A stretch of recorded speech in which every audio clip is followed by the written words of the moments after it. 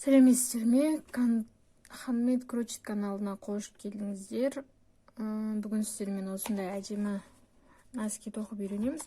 Ол үшін керек заттар жіп және номер 2 крючок және моншақ и қайшы. Ол үшін біз бірінші 10 бос ілмекті іліп аламыз. 1, 2, 3, 4, 5, 6, 7, 8, 9, 10 және 3 ілмек тағы да бос. 1, 2, 3. Осы үшеуін тастап, 10-шысына бір ілмек іліп аламыз.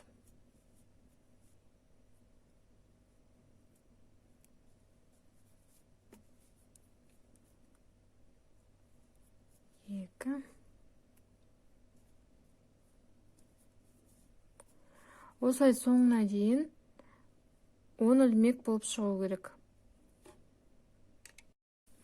Мінекей менде 10 бір ілмек болып шықты. Одан кейін бос бір ілмек алып, келесі жағы тоқымамызды айландырып, жіпті бірге тоқып жібереміз. Ұмытпаңыздар, бұйым әдемі болып шығу үшін.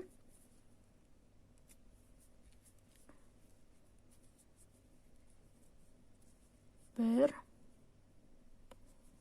екі. Бұл рядта соңына дейін 10 болып шығу керек. Басынан бастап санаған кезде мына жағы 10, мына жағы 10 болу керек. Міне соңына келіп жеттім. Ұмытпаңыздар, мына біз бастапқы 3 ілмек көтеріңкі, ол мына екеуін қосқанда бір ілмек болып саналады, яғни ол ілмекке жатпайды. Сонда мына жағы 10, мына жағы 10, 20 болды. Тағы бос бір ілмек алып, екеуін біріктіреміз. 3 бос ілмек алып,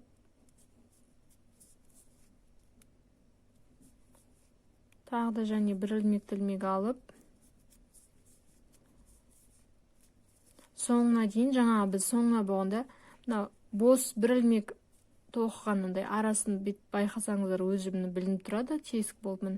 Осы шетке дейін тоқып келеміз. Жаңағы бос бір ілмекті ілген жерге келдік. Енді сол жерге кіргізіп бір ілмекті іліп аламыз. Тағы да бос бір ілмек іліп, тағы да сол жаңағы жерге қайтадан бір ілмекті іліп аламыз. Одан кейін келесіне тоқып,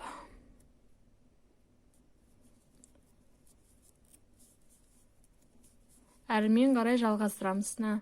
Сол бос ілмекті ілген жерге дейін тағы да. Жаңағы бос ілмек ілген жерге келдік, тағы да сол жерге бір ілмекті іліп аламыз. Тағы да бос бір ілмек алып, тағы да бір ілмекті іліп аламыз. Одан кейін біріктіреміз.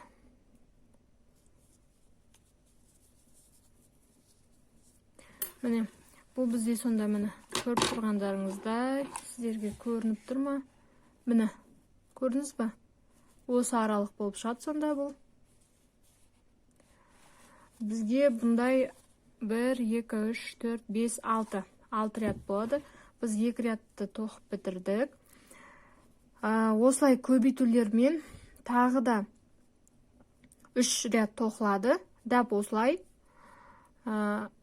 бос бір ілмек арасына қосып, оған 2 ілмектен көбейтіліп, бірінші рядта 10 болса, келесіде 12-12-ден болады, сонда 24. Үшіншісі яғни тағы да 2-ден қосылады да, уже 24-28 болады, 14-14-ден. Дәп солай 18-ге дейін, яғни 5-ші рядқа дейін келеміз, соң 6-ші ряд қалай тоқылатынын көрсетемін.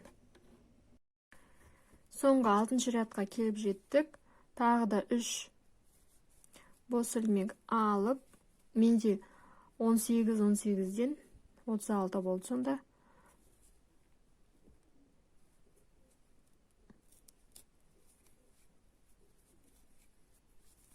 Осылай мына неге жетпей тұрып, бос бір ілмекті ортасына, осы шетке ортасына жетпей тұрып, бір ілмек қалған кезінде, осы жерге келген кезінде көрсетемін ары қарай не істеу керек екен. Мына бір ілмек қалған жерге келдік. Мына біреусін тоқымай, келесіне сразу аттап, бір ілмекті ілмек аламыз. Тағы да ортасына бос ілмек алып, қайтадан бір ілмекті ілмек алып, мынауысына емес, уже келесіне аттап тоқи береміз.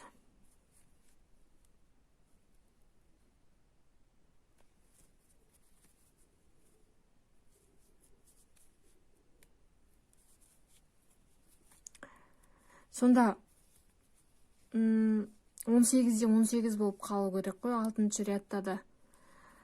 Одан кейін осы рядты тоқып біткеннен кейін мына жағын қалай тоқитынын көрсетемін. Міне менде 18-де 18 болып аяқталды. Екі басы да. Сонымен мына жерді жіпті біз қырқып аяқтаймыз. Мынаны қазір тоқыған кезде арасына тоқып жүреміз. Ал енді келесі не істейміз? Мына осы рядтан бастап, мына тоқылған жерден бастап, бір ілмек, бір бос ілмек қалғанына жерден бастап, біз жіпті алып,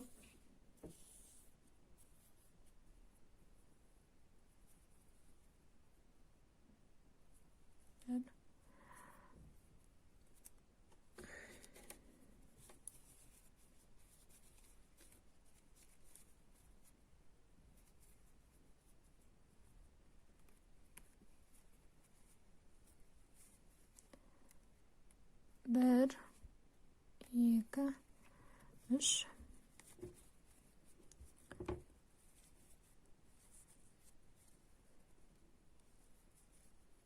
Тағы да бір ілмек алып,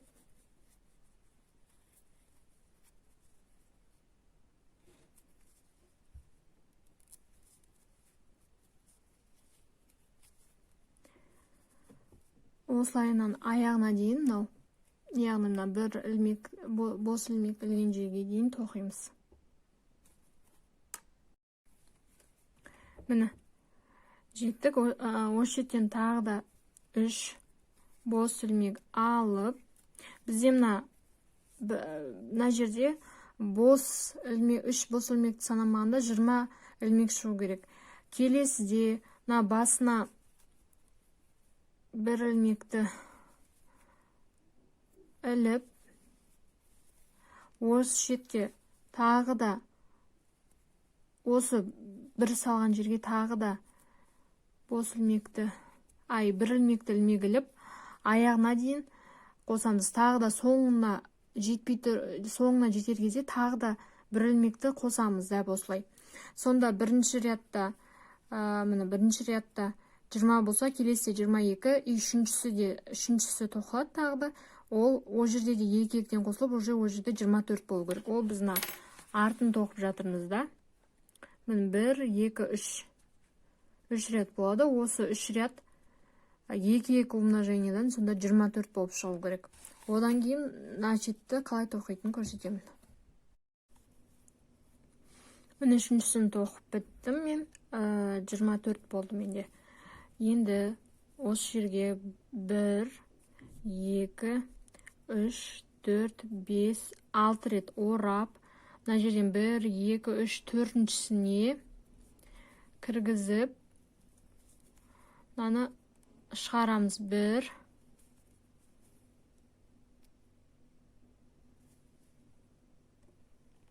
2, 3, 4, 5, 6, 6.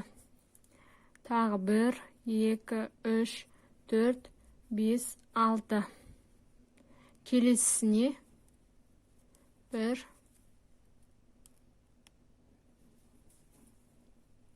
2, 3, 4, 5, 6. Тағы біреу 1, 2, 3, 4, 5, 6.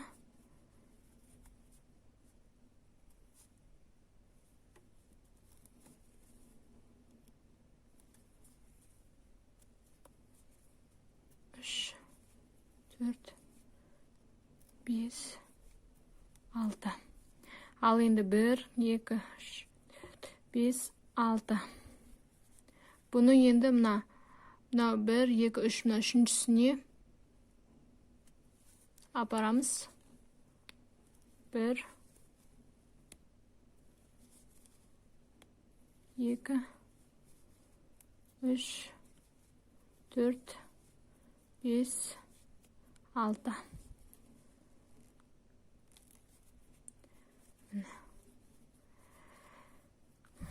Келесі 2, 4, 5, 6.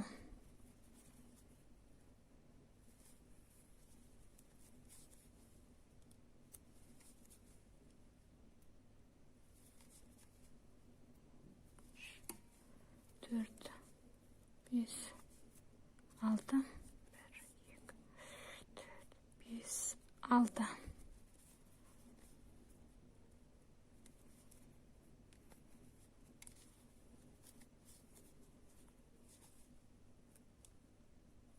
Bir, 2, 3, 4, 5, 6. Мына біреусі шықты. Мынандай біреусі шықты. Келесісін мына жерден біреу, екеу, үшеу, төртіншісіне тағы да дәп осылайынан тоқимыз. Сонымен бізде 3 ряд осындай болады. Біреу, екеу, үшеу. Үшіншісін осылай үшеуін тоқимыз өзіміз, одан кейін көрсетемін ары қарай. Міне менде 3-3-тен тоқып бітірдім. Одан кейін соңғы несіне жібіне басындағысына біріктіріп бірінші ряд бітеді. Келесі рядта артқысын жаңағы біз үшеуін бөлек тоққандай, осы үшеуіне 2-2-ден тағы да қосылып, сонда 24 болса, келесіне екеу қосылса 26, 28, 30 болып 3 ряд тоқисыздар. 3 рядтан кейін қайтадан мені осындай жаңағы узорды тоқып шығасыздар. Тура жаңағыдай болып мына жағынан басталып тоқылады. Ол кезде де мына үшеуін тастап төртіншісінен тоқисыздар. Мен жаңа көрсетіп кеткенімдей. Сонымен 1, 2, 3 ряд бірдей тоқылады. Жаңада осылай. Келесі рядта уже мынау бірінші рядта 24 болса, бізде тағы 6 қосылса 3 рядтан 30 болады. 30 болады. 30-дан кейін тағы да мына жаққа 3 ряд тоқылса 36 болады. 36 болғаннан кейін тағы да мына 4-ші рядқа уже 3 рядқа бір-бірден ғана қосылады. Сонда 39 болып аяқталынады. Одан кейін 39, ал келесі мына 5-ші рядтың несіне мүлдем тоқылмайды. Мүлдем қосылмайды, яғни бұл жер қалай 39 болып қалды, 3 рядта 39 болып тоқылады. Және узорлары дәп осылай жаңа мен көрсетіп кеткендей тоқылады. Тағы да мен қазір 3 рядты тоқып болған 2-ші рядтың басталуын көрсетемін, ал қалғанын бәрін өзіміз тоқимыз. Мен 3 ряд тоқып біттім. Бұл жерде уже 24 болып аяқталса, 24, 28, 26, 28, 30 болды менде. Соңғы ряды 30 болды. 5, 6 орап. Мынау 3, 1, 2, 3 қалса, мына төртіншісіне, яғни біріншісіне осыған салып 1, 2, 3, 4, 5, 6. 6 қылып осылайынан мына үшеуін тоқимыз, келесісін сіздер көргенсіздер қалай тоқитын. Осылайынан аяқтаймыз тоқып. Бұл жерде міне 1, 2, 3, 4, 5 ряд болады. 5 рядтың соңына дейін, соңғы мына 3 ряд тоқылатынына дейін көбейтулер қосылады. Мына жерде 3 ряд 2-2-ден, 4-ші ряд 1-1-ден, соңғы үшеуіне, соңғы рядтың үшеуіне қосылмайды. 39 болып қалады. Ал ендеше осы узорлардың бәрін тоқып біткенше, осының бәрін тоқып біткеннен кездесеміз.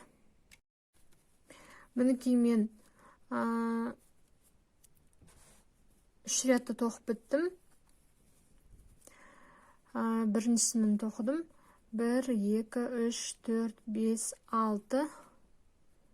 Екіншісі 1, 2, 4, 5, 6.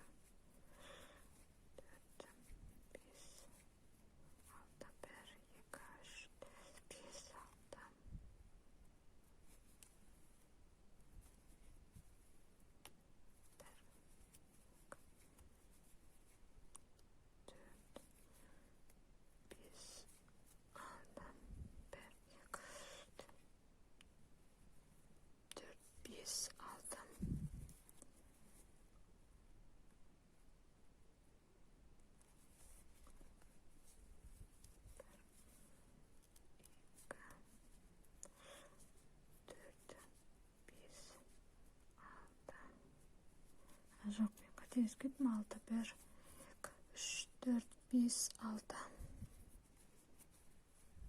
Екіншісі міне.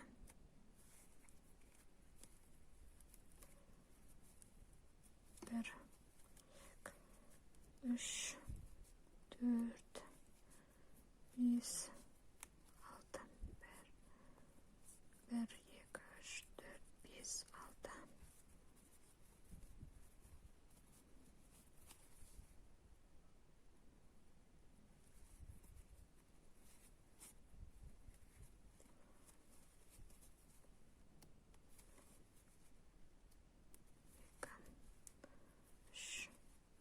Dört, 5, 6. Міне. Осылайынан өзіміз тоқып аяқтаймыз. Бұл жерде 1, 2, 3, 4, 5 қатар.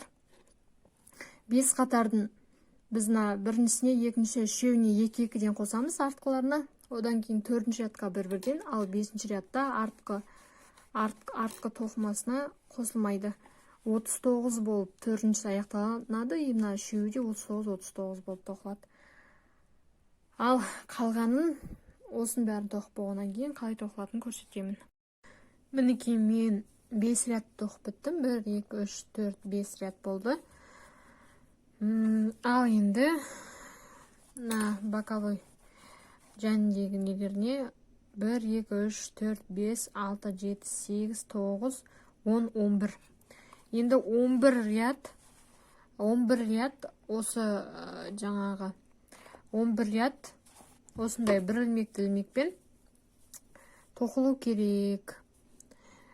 Ешқандай өзгеріссіз сол 39 сан, соңына дейін 39 сан болып тоқылу керек. 11 ряд.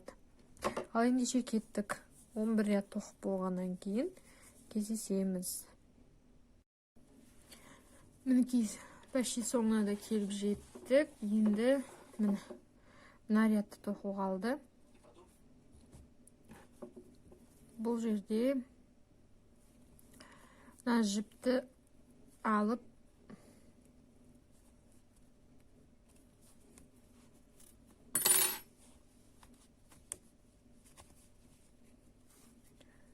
тартып байлаймыз. Енді осы шетте барлығы мына 3 воздушный петлямен қосқан кезінде 40 болып шығады. Сол 40-ты біз екі шетін 14-14, ортасын 12 қылып бөлеміз. Ол не үшін керек екенін түсіндірем. Қазір 1, 2, 3, 4, 5, 6, 7, 8, 9, 11, 12, 13, 14. 14 мына 15-сіне мен жіпті алып, осылайынан кіргізіп, жай ғана бір бос ілмек алып, ілмексіз тек осылайынан ғана 12 іліп шығамыз. 3 болды. 4, 5, 6, 7, 8, 9, 10, 11 және 12. Тоқымамызды айландырып, шеттен біз 1, 2, екіншісіне кіргізіп, жіпті кіргізіп, біріктіреміз. Одан кейін қайтадан айландырып, басынан бастап 1, 2, 3, 4, 5, 6, 7, 8, 9, 10, 11,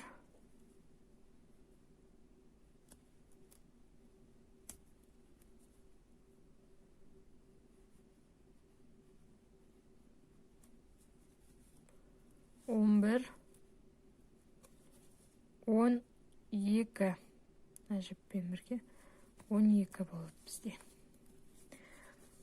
12 тағы да мына шеттен 1, 2, екіншісіне алып, мына жіпті ортасында қалу керек. Тағы да осылайынан айландырамыз. Тағы да 12 осылайынша біз 1 ряд тоқыдық, 2 ряд тоқыдық. Енді тағы да осылайынша 3 ряд тоқуымыз керек. Мінекей мен 5 рядты тоқып шықтым. Енді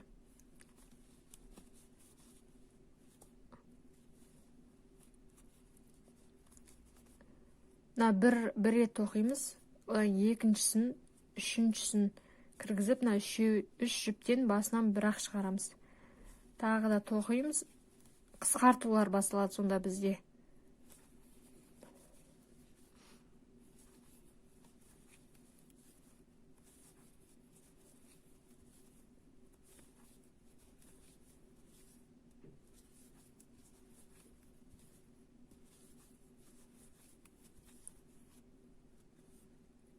Міне, 1, соңына келген кезде 2,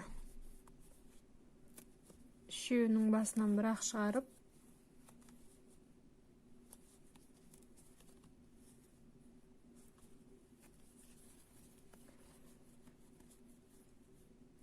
бұл рядты қысқартусыз тоқимыз.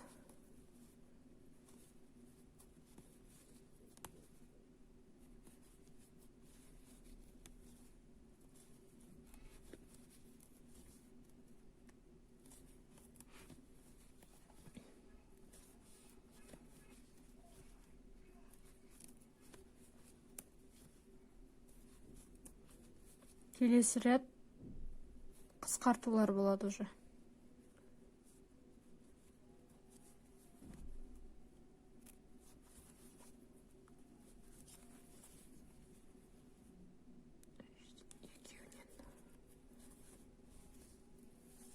Айландырып, біреуін тоқимыз. Бір қысқарту.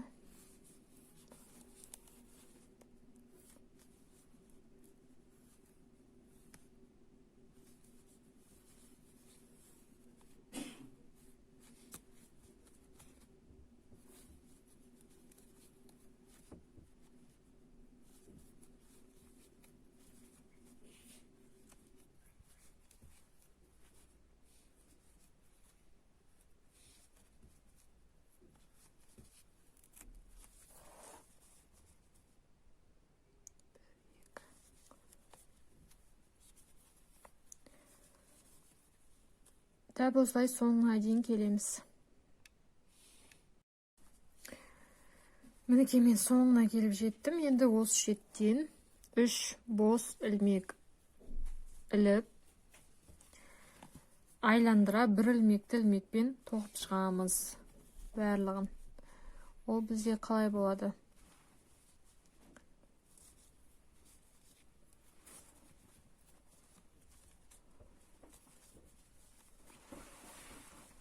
Арасын бостау қылып ала берсеңіздер болады, өйткені қатты тығыздау қылып алсаңыз, бас жағы кеңіп кетеді, ал бізге кеңген қажет емес, өйткені уақыт өте созылып кетуі мүмкін. Сол себепті мен арасын сәл бостау қылып ала беремін.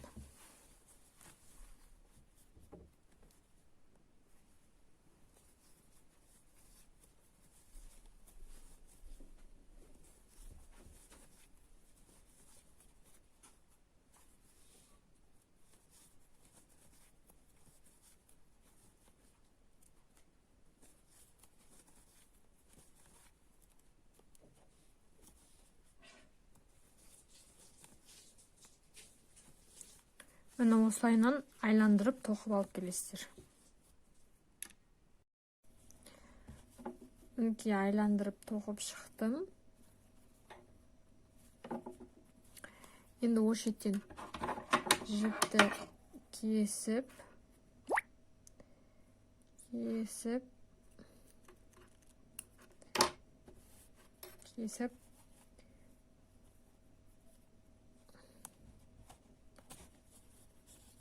шығарып, мына жағына кіргізіп, жіпті байлап тоқып жібереміз. Бөші аяқталды. Енді осыған моншақтарымызды әдемілеп тігіп, сәндеп аяқтаймыз. Мінекей, мен өз нәскиімді тоқып біттім. Осы нәски бойынша сұрақтар болатын болса, комментарийға жазып сұраңыздар. Және де мен каналыма тіркелуді ұмытпаңыздар. Өйткені тағы да өте қызықты әдемі заттардың видеолары болады. Менімен болғандарыңызға рахмет.